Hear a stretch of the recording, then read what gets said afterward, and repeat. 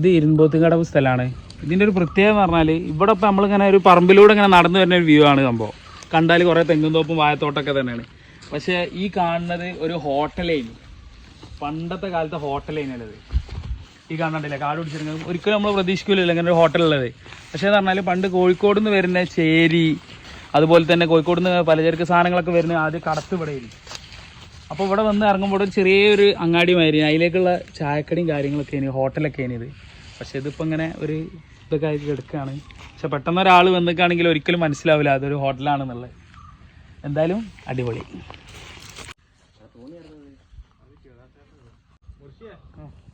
ഈ